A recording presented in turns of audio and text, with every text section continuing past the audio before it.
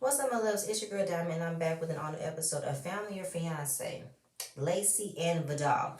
They met in 2015 at a frat party, or if it's a sorority party, and they exchanged phone numbers. She friend zoned him for 2 years. I thought that, okay, that's interesting. So y'all stay friends, but at every chance he wanted to be in a relationship or ask you out, you said no. But one drunken night in Miami, you hit him up and say, "What you doing? How are you?" And you tried it out, and you was like, "Oh, I can see where this goes. What that dick do? That dick works." So, talking about the wedding. The wedding is going to be the best wedding of the year. She has camera lights, spotlights, fog lights. She has 3 wedding dresses. In the beginning, I was looking at Laci like she's a spoiled princess who feels like the only way she's going to get what she gets is she gets everything. Like she does not find the other side of being in a marriage, or all she's looking at is the glitz and glamour of a wedding, which made Vidal look down like that's all she cares about. She's not talking about the love that we have, the love that we're gonna share. We can't wait for everybody to come and enjoy our fabulous wedding. I literally thought the worst of Laci in the beginning. I did. And there was no budget. Her father never told her no. So they meet with Tracy, and again, she's talking about the glitz and glamour of a wedding. Her father never told her no. And it pretty much prepares for Vidal to prepare for a lifestyle that she wants, because you would think a dream wedding is what she always wanted, but no, it's a reflection of what she wants for her lifestyle. She's getting everything she wants, not being told no. She's going to expect that in her marriage. But then she says, "I'm not expecting him to buy me Gucci, Louis Vuitton. Not now. Yeah, later, but not now. I don't view him as that." And because only because her parents spoiled her. They spoiled her rotten. She gets everything she wants, but she wants to keep it clear. I do not ask my parents for money. I don't. When I am, pretty much probably in the vicinity of talking about something, or I might hint at asking, they'll do everything. They'll take care of it. So her parents do everything for her. So as far as her being independent, she kind of don't have any separation from being independent from her parents, especially with her mother. That's the umbilical cord that needs to be snipped and broken. So, she feels, Vidal feels like, I want to be that crying shoulder, that support system. I want her to lean on me more than she leans on her parents. She's like, "I'm resourceful," and she starts to cry because I believe that this is a conversation that they had before in the course of them being together. That she does not want to make him feel like she can't lean on him. She cannot come to him, and she's having a hard time separating her being the daughter and now being a fiance and wife to another person that is going to be there for her in a way that her parents can't. So, yeah. Because apparently she's never had the opportunity or never given him the opportunity of being there for her, and she kind of like write him off at times because she's so used to her parents being there without question to do it for her versus then trusting Vidal to be there for her. So, of course, we're going to the task. Her task is reality check with his family and his family, yeah, and her family with him with the 5-year plan. So, of course, while they're approaching the house, the parents are pretty much talking about what does Laci see in Vidal. I don't know what the problem is. And then her mom never felt like this is the type of man that Laci would bring home to marry. And maybe, she's so young. She's 24. Maybe she's wait till she's 30, 35, maybe 40. Why would you guys want to have a long expectancy of your child to be married? Why have her wait until she's 40? Not to say 40 is an old age, but why have her wait that long? I was so lost with that. As Ain't nothing wrong with her getting married at 24. I got married at 22, and I'm fine with that. Like, it's different strokes for different folks. Sometimes people be ready at the age of 22, and then some people be ready at the age of 33. There is no, right age to, well, I feel like 18 is a young age to get married, but when it comes to living after your 20s, in between the ages of 22 to 27, or from 27 to 33, those are probably like the high life years that you want to get married to. But of course, it's all about the the level of maturity that they have. If Laci feels like at her age of 24 she's found her soulmate, she doesn't need to look anymore. I don't know why you wouldn't be up for that. You want your daughter to go through having heartbreaks, maybes, kind of, I don't know, just to try out. You want her to have all of that in her life without having to go through love, without having to find love one time, and that she ain't got to worry about this no more. Okay. Yeah, the mother got on my nerves this episode. She did. So, family meeting. We got Laci's family. Her father Orlando, her mother Danielle, and her best friend Sarah. On Vidal's side, we got his mother Marilyn, his father Larry, and his best friend, also groomsman, and also frat brother Justin. So we get to the family meeting. Orlando wants to know if you're gonna take care of my daughter. Simple. Danielle, she feels like it's rushed. She don't know him. We need to learn. Y'all need to learn each other a little bit more, and we don't have much interaction with him and how he feels about us and how we want to feel about him. Sarah, I don't know if he's gonna be able to fit those shoes that your parents filled. Okay. On Vidal's side, Marilyn, she wants him to lean more on Vidal and don't go to her parents. Larry, are you guys gonna have arguments and issues, disagreements in a marriage, but don't go crying to mommy and daddy. Talk about it with each other. You guys are adults. You guys can have a disagreement and it be okay, but also don't instantly go to mommy. It's only gonna be that one time where I have to call my mother and to ask how am I supposed to go about this. If I have exhausted all of my all of my issues or all of my conversations and I feel like we're not getting nowhere, we do take a break and we do come back when we're really in the right mindset to have a conversation. And sometimes I do talk to my mom. I try not to go into details, but I do call her whenever I feel like I don't know what to do. How do I go about this? I don't know. You know what I'm saying? So, um, Justin, he says, I don't want you to rush to get married because your frat brothers are married and I want you to feel like that's your next goal in life. And for Laci, I feel like you are a great person, but you are very high maintenance. And I want you to come to a point where you're going to have to, the things that you buy are not what you need. So we get to the task, the 5-year plan, and the reality check. So for Vidal, he, writes the 5-year plan. He got first year credit improvement. I was like, cool. Second year, career advancement, and then also investing. I like that. Third year, he wrote family car, and then fourth year for first child. So they're like, oh, really? I was like, what's wrong with what he wrote? They still feel like it was something missing. It didn't make sense. I'm like, what was so wrong about that? Help me understand that. So, they were like, yeah, it's vice versa. With Laci, she was, asked, what is your reaction if you couldn't get a credit card? She says, I would be upset. That's a hard question, but Vidal is better at making future decisions than me, so I feel like he will be the right person for me to talk to when it comes to developing our finances. But they said it goes both ways. While you might think he's good at this, you can also be good at this, and he might need some help learning. And of course, you guys have your own separate accounts, but you guys also have a joint account where you guys can have more conversations and more ways of going about this the right way for your joint account. When you're separate, y'all can pay however y'all want to pay. When it comes to collecting and jointing money, then y'all really want to have conversations about future expenses and how you want to pay for things. And you don't want no unforeseen miscellaneous, transactions come about where you guys have no conversations. So as he's going down, yeah, I already said that. And they was asked, what if you have a loss in your investments? How is that going to affect the rest of your plan? He said, I don't have an answer. How do you not have an answer? Just like that. My 5-year plan probably won't go as nearly as exact on this list.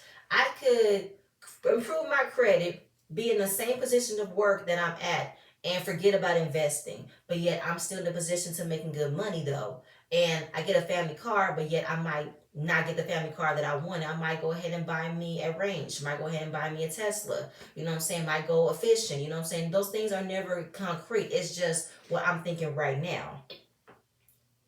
So apparently, since he don't have the answers to that, they was like, why would I say yes to marry my daughter? Listen, we're not asking the right questions. Why do you love my daughter? What did you first find out that you love my daughter? What do you see about her? We wasn't asking those questions. Y'all looking at what he brings on paper versus then what he brings in her life. Does he bring her joy? Does he make her laugh? Does he be there when she cries? We're not asking about y'all not asking that. And I didn't like that at all. So, it was asked of Laci, can you depend on Vidal more than your parents? She said, I can't say yes because I do depend on my parents, and sometimes if there was some, and it was asked by Justin. So what if something was to happen and you told your parents what it was, but yet they decided to go ahead and do it anyway, and you did not stop it or say, I want to go ahead and see what I could do in my marriage? She said, I don't have an answer for that, which I can understand I can understand where Justin's coming from, because I do feel like at times when I am venting to my mother or my father about the things that we are going to prepare to do, sometimes it feels like I could be asking without asking, but I'm also just talking about what we're gonna do. And when I do mention certain things that piques their interest, they be like, that should be first. And I'm like, well, I feel like we should get this done first versus then doing this. And then out of nowhere, I get a phone call or text message saying, we're going to figure this out for you. We're going to go ahead. You already accepted the appointment. I said, I didn't ask you guys to do that. It's appreciative, but you guys never gave me and my husband a chance to figure it out before you go ahead and started planning it, before you already started putting it in motion. And since I'm trying to be respectful and grateful for the help you've given me, I feel like I can't fully say, I wish you guys didn't do that. I wish you guys would give us more time to figure it out on her own. But I feel like the time frame that in our mind makes sense don't make sense in their minds, which I'm an understanding of them being married longer and know what it means to procrastinate on things that needs to get done in a timely fashion and things that make sense. I'm still learning how to do that, even though I've been married for 5 years. And we're still learning on how to handle things that makes more sense, be wise decisions. Still learning. Not gonna get it all at one time. It takes some years to learn. I understand that. So everybody assumes Laci is spoiled, and that she depends on her, and that she does not need. What does she want that she does not get? So she wanted a white Range Rover for high school.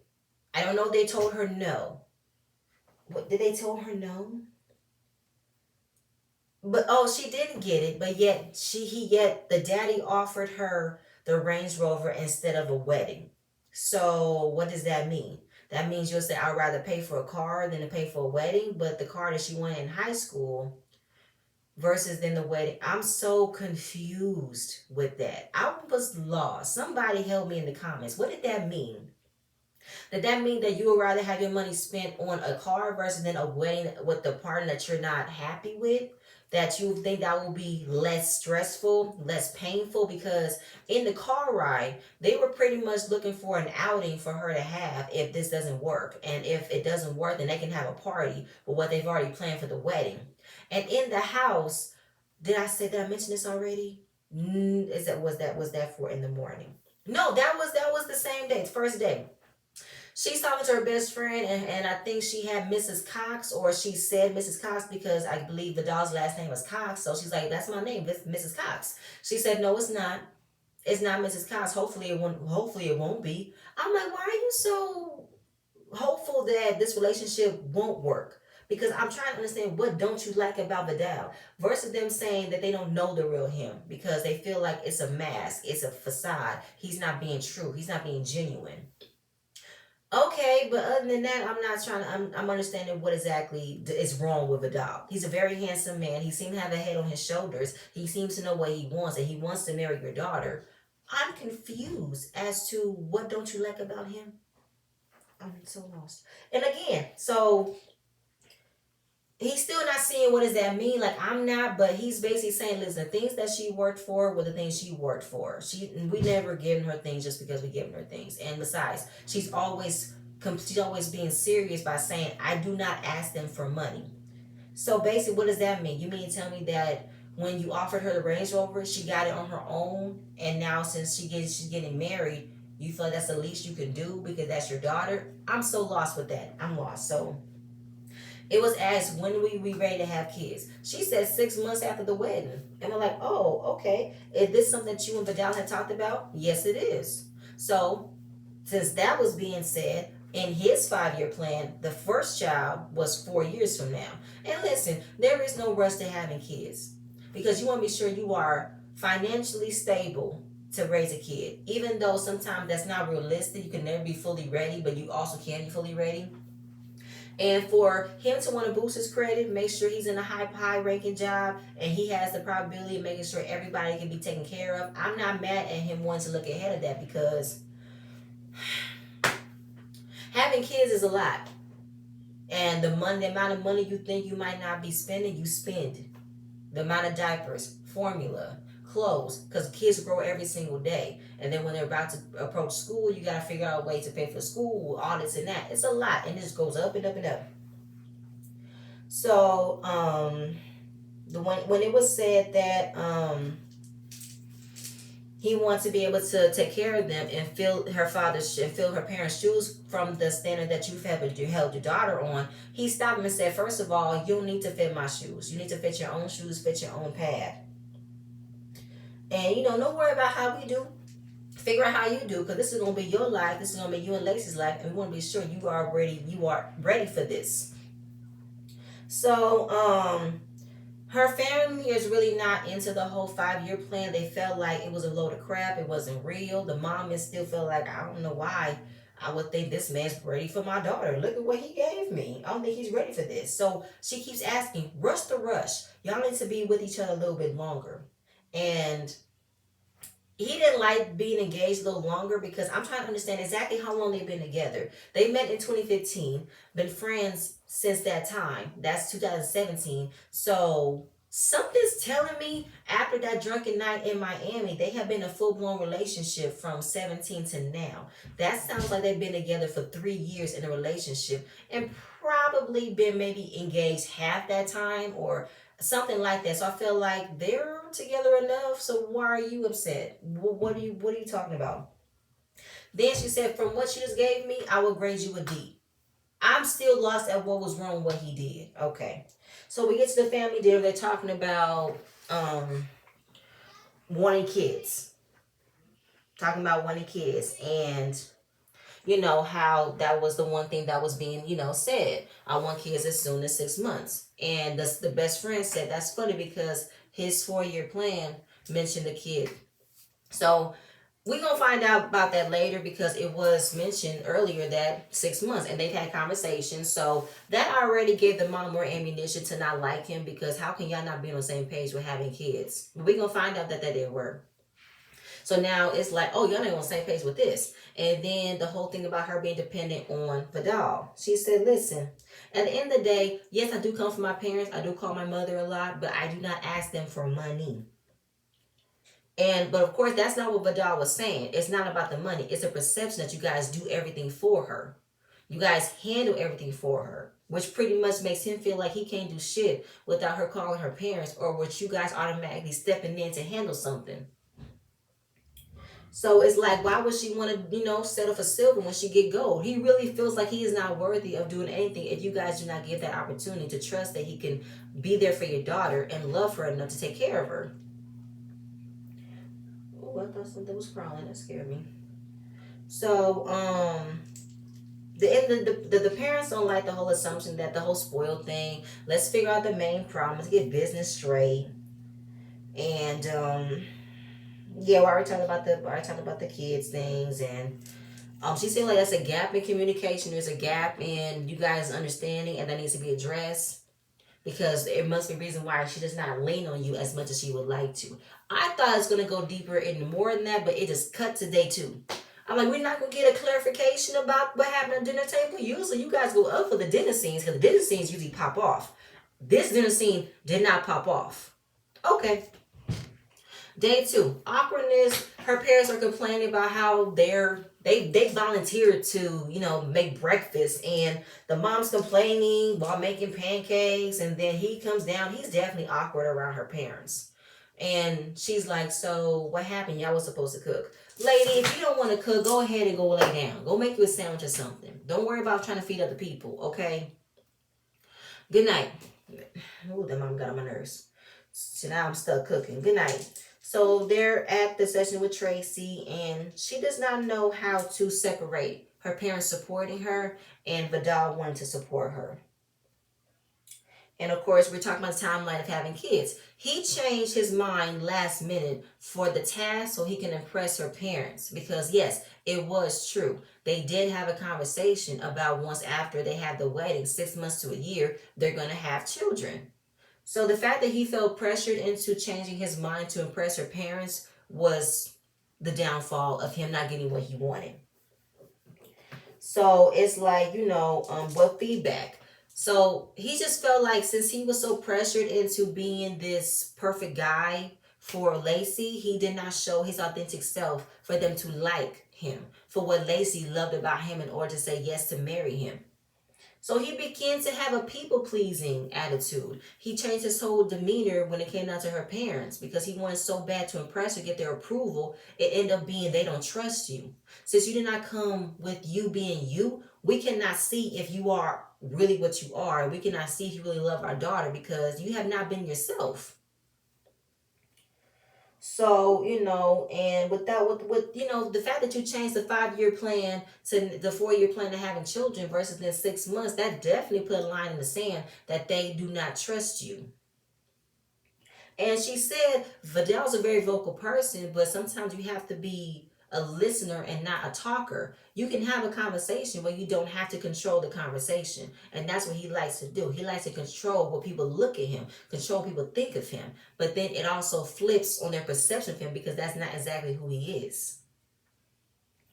So whenever it's asked a question of him, he goes all in without answering yes or no. He has to explain himself in order for them to understand where he's coming from, versus him just saying yes, no, I'm not too sure, I guess, I don't know, I feel like it can be like this. Something simple. So you want everybody to be on the same page, but yeah, you want people to be on the same page as you. As you. You're not being on the same page as people understanding you and not worried about how it makes you feel. Because when you're so consumed with what they think of you, that's how you feel. And I get it. So, having to figure out a way to relate to them without having to force them to relate to you. Relate to you on your own. So Tracy gave them 2 tasks: to go fishing with her father to get more of a connection, show them the real you. And she's going to do wine and cheese with her mother to divorce her mother, because since she's so consumed with her mother's opinions and her mother's, wording and advice, it's going to affect her marriage with Vidal. She needs to pretty much kind of set boundaries with her mother to like either figure out a way to connect with my fiance or you're going to freaking lose me. I would just say it like that. So she asked her mother how she feel. And again, her mom was like, I don't know the real him. I feel like it's a mask. I feel like it's not genuine.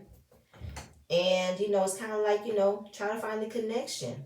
And the mom pretty much feels like the connection is passed on when he did his 5-year plan. I'm like, you mean tell me the window of opportunity have passed just from that? Just from that. And Laci recognized the fact that throughout this entire time, she has not said not one positive thing about him. She said, I haven't, you have not. Since I've been here, since you've been here. It's always what he doesn't do right, what he doesn't think right, what he doesn't, all of that. And you never say nothing positive, and you've never said, how he makes me feel, how I love him, how I want him to be in my life. And you've not taken the opportunity to connect with him on that. Because she also looked down on the fact that he's never showed how he loves her. That's because you've never tried. You instantly wrote him off when he did not show you what you wanted him to see the first time. I don't like that at all. Like, you make him feel like he's not good enough. And then, she's like, well, let's see if you feel that way in 2022, 2023. I'm like, what is the fucking rush? Not the rush. What is the urge that you have to push it another year or two? Why is that? Why are you trying to push it farther than what it needs to be? Do you have an attachment issue from your daughter that you can't let go from yet? The umbilical cord is not let go. It's still tugging. It's still tugging. And of course she feels like, but this is where I'm at with my life. I want to be married to this man, and I don't want to wait any longer. And I don't know why you're not trying to connect with this man. Why do you not want to connect with him? So Laci breaks down because she feels like the opinions that you have towards me, I value so much that I'm afraid if I express it, the way that she expressed it right now is going to tear her opinions away from her mother, or tear her mother's opinions away from her, and I understand how that feels.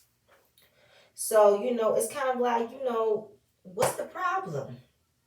So Her mom starts to cry because she was a young mother. She did not know what it means to raise a child as young as she was. So she pretty much put everything aside besides protection, which means she did everything she could to protect her child. Took multiple jobs. Pretty much made sure she did not leave her sight. She stayed glued to the hip.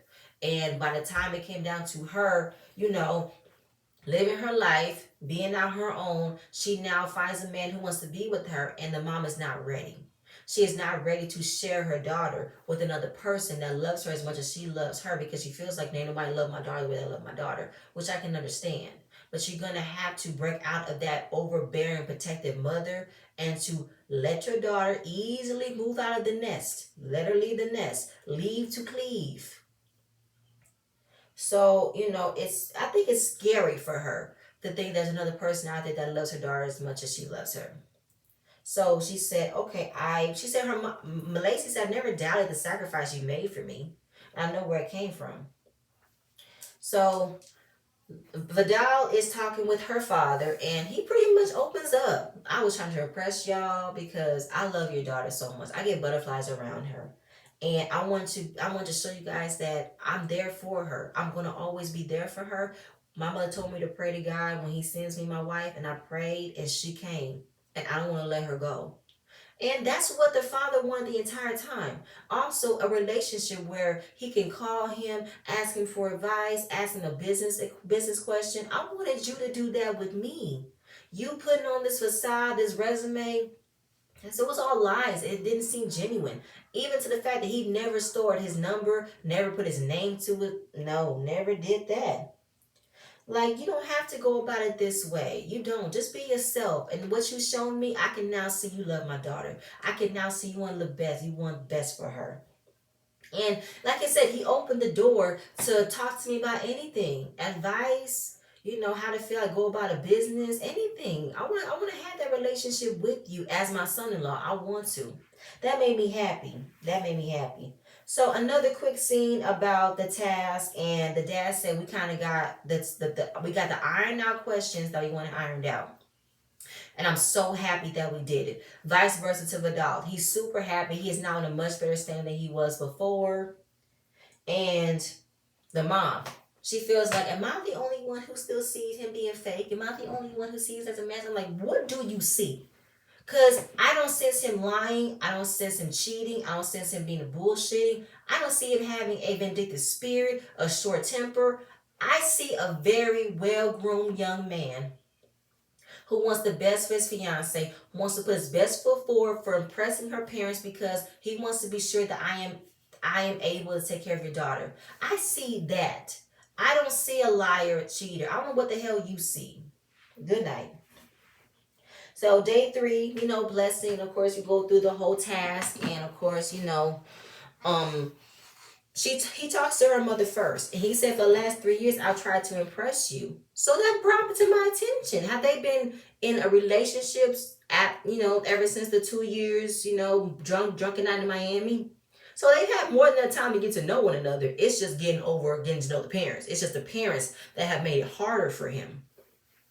And of course, like she said, she's still on the fact of the presentation that he had about the 5-year plan. And I'm not giving away my daughter to someone who did not impress me. But I feel like, how much do you need to be impressed? He loves your daughter.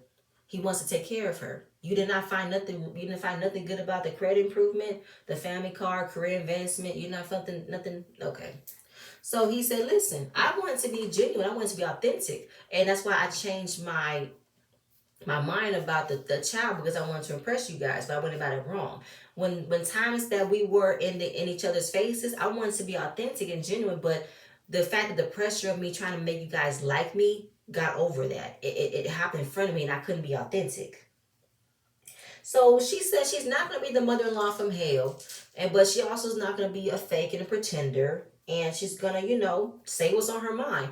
But she hopes for improvement. He does too. But I feel like the mom is more on the negative side and is hopeful that it's not going to go well. And I think that Vidal is actually trying to have a genuine conversation, also develop a genuine relationship. I know it's not going to happen overnight, but can we at least take the steps? Like she said, she feels like he needs to be completely changed. I'm like, good night, mother. The final session, the conversation between her father was needed. They got more in depth. They had the conversation about open door policy for talking about anything. And he wants to develop a relationship with him. And he got more comfortable and more confident into being himself.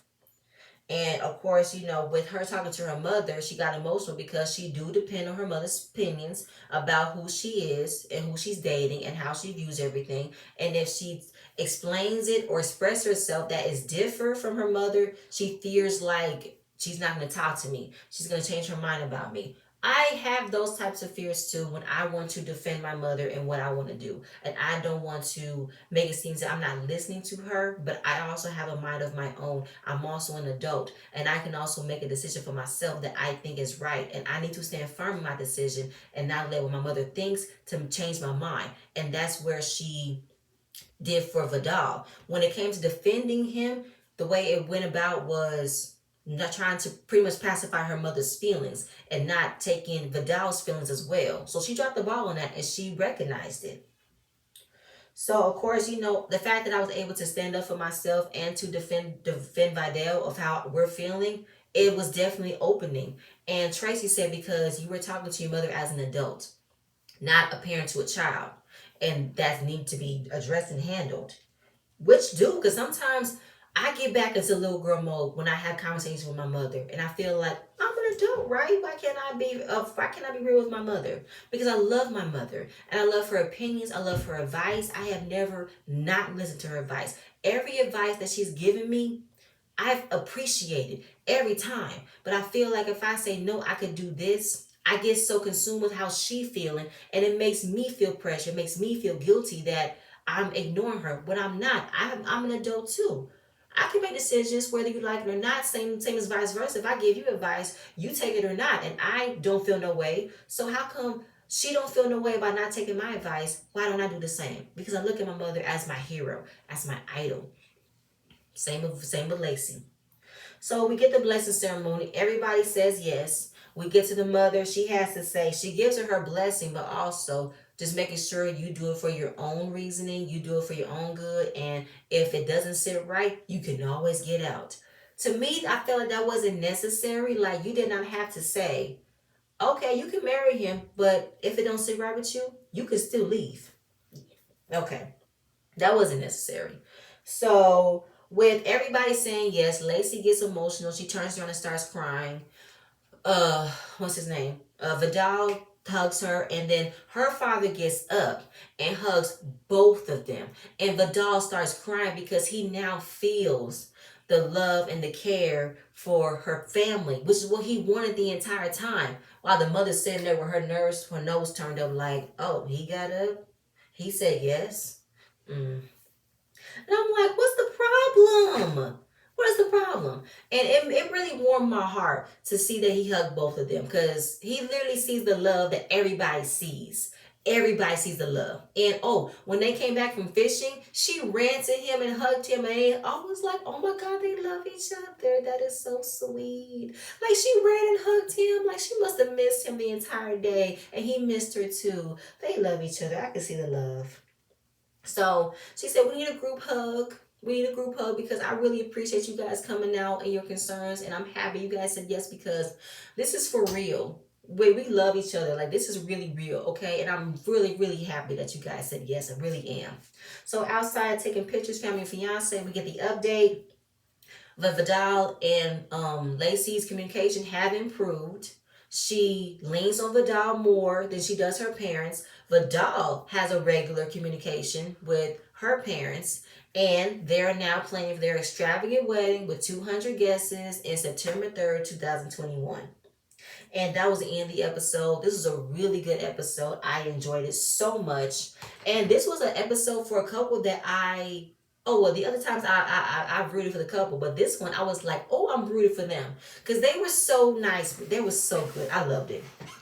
But that's it, you guys. Please stay tuned for the next video, and I'm gonna see you guys later. Bye.